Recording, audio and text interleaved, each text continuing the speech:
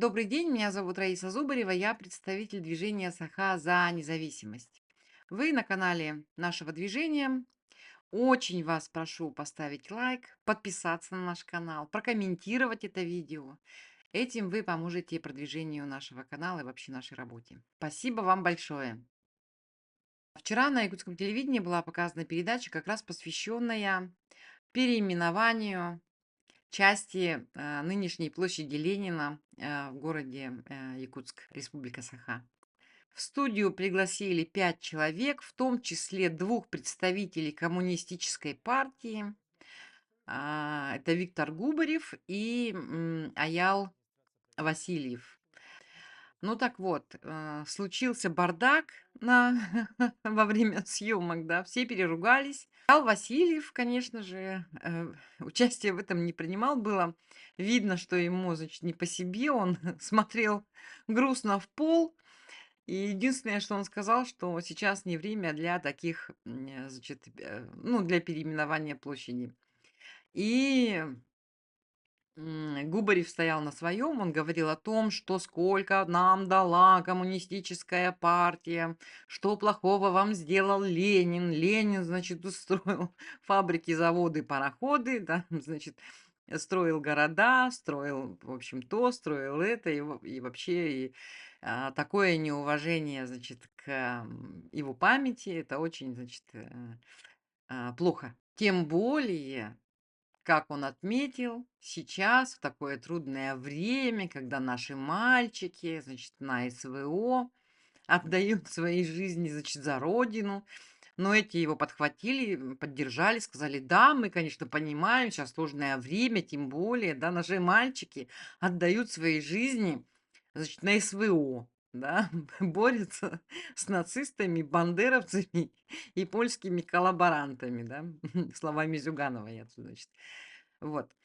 Э, ну, на самом деле было отрадно, что даже этнические русские, которые были на этой передаче, они поддержали переименование части площади Ленина в площадь Республики. На самом деле это очень хорошо. Ну, другой вопрос, что они, конечно, действовали по указке Николаева, Агипа, да. Ну, в этом нет ничего, как бы, да. Несмотря ни на что, они поддержали. Несмотря ни на что, они поддержали. И это, на самом деле, я считаю, что неплохой знак. Вот. Я сейчас, ну, да, хочу сказать, что на самом деле это было похоже на то, вот если говорить метафорами, да, это было очень похоже на то, что старый день вчера вот на этой передаче столкнулся с днем сегодняшним, и они не смогли найти общий язык, да. Вот что символично. Вчерашний день и сегодняшний день никак не никогда, видимо, никогда не договорятся, пока будет, у власти в Российской Федерации Путин и, его, дружки. Вот, вся эта банда, да, кооператив "Озеро". Сегодня вообще я хотела сказать о другом. Сегодня я хотела обратить внимание наших зрителей, ну, вообще всех, кто посмотрит, да, наш сегодняшний эфир.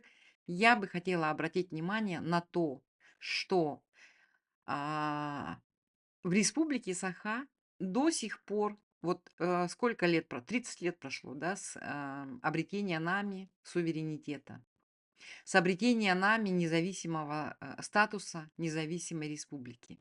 Прошло 30 лет, и до сих пор никто не удосужился поставить памятник, нашему национальному герою, герою-освободителю от, российских оккупантов Тыгыну Дархану. Разговоры о нем шли очень давно. Я вот читала новости, значит, от ЕСИА, еще 13-й год, 9-й год говорили о том, что поставить, 2009, 2013 год, 2015 год, 2016. И вот каждый год они говорят о том, что в Хангаласском Улусе мы планируем поставить памятник национальному герою Тыгыну Дархану. Мы поставим там, мы поставим сям. В общем, планы такие есть, но никто их не осуществляет. Ни одного памятника Тыгыну Дархану. И, между прочим, да, кто такой Тыгын-Дархан? Настоящая историческая личность, существование которого, да, которой было доказано. Тыган-Дархан — подлинная историческая личность, живший в конце XVI, первой четверти XVII века. Могущественный родоначальник хангаласских якутов. По преданиям владел обширными землями около озер долины Туймада. Держал много конного и рогатого скота, воинов, холопов и прочей прислуги. Тыгын, выходя победителем во многих военных столкновениях, стал владыкой, тайоном многих родов якутов.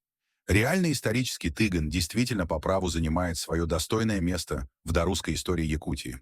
Не только благодаря своей личной энергии, бесспорным организаторским и военным способностям, но и по его роли в социально-политической истории Саха.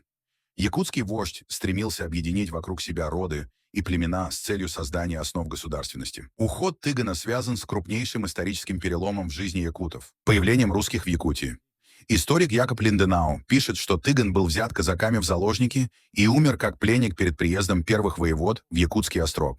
Что у нас есть, что у нас в республике есть, посвященное нашему национальному герою? Ресторан Тыгын-Дархан. Ну, это, по-моему, смешно, да? Гостиница Тыгын-Дархан.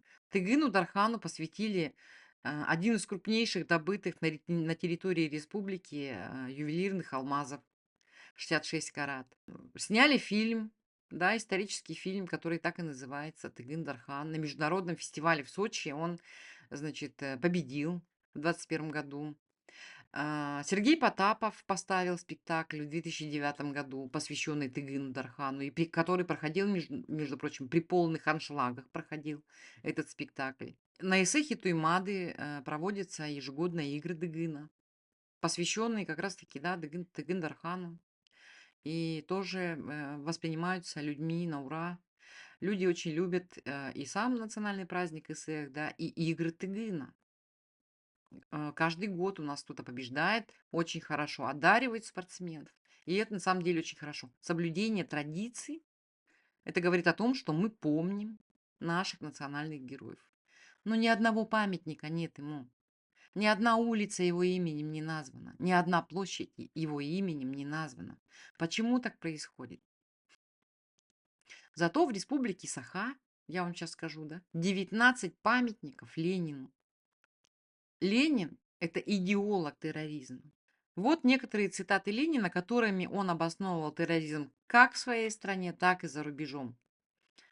Товарищи, восстание 5 властей кулачья должно привести к беспощадному подавлению. Первое. Повесить. Немедленно повесить, дабы народ видел. Не меньше 100 заведомых кулаков, богатеев и кровопийц. Второе. Опубликовать их имена.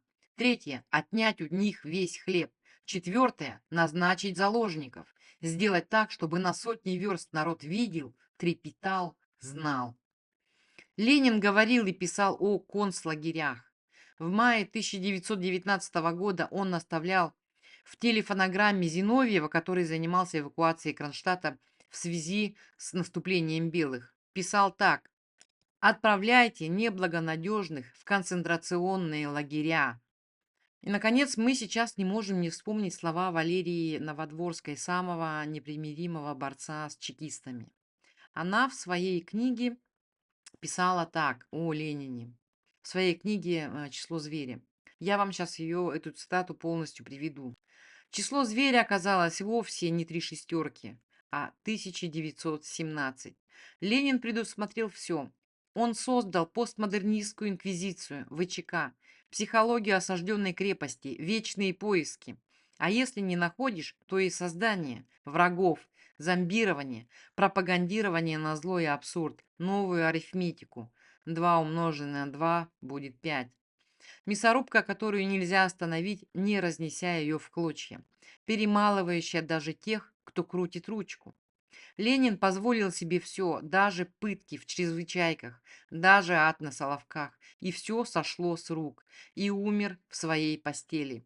Он отбросил Россию в 3-е тысячелетие до Рождества Христова с пирамидами, живым богом-фараоном, рабством и презрением к обычным людям. Теперь я повторюсь, что памятников Ленину по всей республике целых 19. В каждом городе в Республике Саха есть площадь Ленина, в каждом городе есть улица названная, обычно это проспект, да, главный, именем Ленина. Дальше. Нет у нас памятников, посвященных нашему национальному герою Тыгыну Дархану. Зато по всей республике целых 8 бюстов Сталину установлено. Особенно они рьяно их устанавливали в последние годы. Что сделал Сталин с нашей республикой? Из раскрытых архивов ФСБ и МВД в республике Саха с 20 по 50-е годы было репрессировано 7,5 тысяч человек, при том, что к началу Второй мировой войны в 1939 году в республике Саха проживало чуть менее 300 тысяч человек. Давайте посчитаем, сколько это будет в процентном соотношении, да? В республике Саха находилось 105 лагерей НКВД. Янлак, Алданлак, Немнырлак, Джукджурлак, другие. Они находились в самых суровых и труднодоступных районах. В Тампонском, Ваймиконском, Верхоянском улусах, да, на побережье Ледовитого океана, в дельтах рек Лены, Колымы и Яны. В этой части с помощью трудовой силы заключенных ГУЛАГа происходило освоение новых территорий и полезных ископаемых. У нас берет начало дорога смерти, федеральная трасса Колыма. Ее строили заключенные ГУЛАГа. 700 тысяч человек, в том числе женщины и дети до 12 лет. И все это происходило во времена Сталина, во времена правления коммунистической партии. Памятник Сталину стоит в Чурапчинском селе Тюлей. В том улусе, который пережил массовую депортацию в годы сталинизма. 5000 человек было депортировано, снято со своих мест проживания и отправлено неизвестно куда. Больше 2000 человек погибло. У нас нет ни одного памятника Тыгыну Дархану, нашему национальному герою. Зато у нас есть памятники палачам. У нас целая улица названа именем палача Дзержинского. У нас бюст ему стоит в республике Саха, в столице. У нас наша главная площадь в городе Якутске названа именем дружка Сталина Орджоникидзе Серго. Где вообще это видно? Улица у нас еще есть такая, Орджоникидзе. И район у нас раньше был Орджоникидзевский. Почему у нас нет ни одного памятника, ни одной улицы, ни одной площади, которая была бы названа в честь наших героев национальных? Чем мы, Республика Саха, хуже, например, Чечни? В Чечне нет ни одного памятника Ленину. В Чечне не названа ни одна площадь именем Ленина. В Башкортостане стоит памятник Салавату Юлаеву. В Татарстане есть прекрасный памятник Кул-Шарифу, защитнику Казани, да, погибшему при взятии Казани войсками Ивана Грозного. У нас нет не то что площади Тыгына Дархана, да, у нас нет площади республики. Но смотрите, в 96 году в Чебоксарах площадь Ленина переименовали в площадь республики.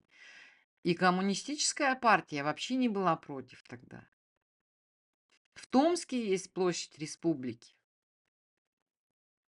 В Москве проспект Свободы, площадь Свободы. В Барнауле есть, в Алтайском крае есть площадь Свободы. В Нижнем Новгороде есть площадь Свободы. Ну, если идти дальше, да, логика. Как мы могли бы назвать? В Казани есть площадь Свободы. У нас именем Тыгына Дархана, нашего национального героя, названы гостиница и ресторан. Ребята, ну вы что? Так быть не должно. Вообще нужно об этом думать в первую очередь. Я призываю к тому, что на территории Республики Саха в будущем не должно остаться ни одного символа колониальной и захватнической, значит, России. Ни одного. Еще раз повторю, в прошлом видео об этом говорила. Никаких звезд, никаких серпов, никаких российских крестов. Нам нужно от них избавляться.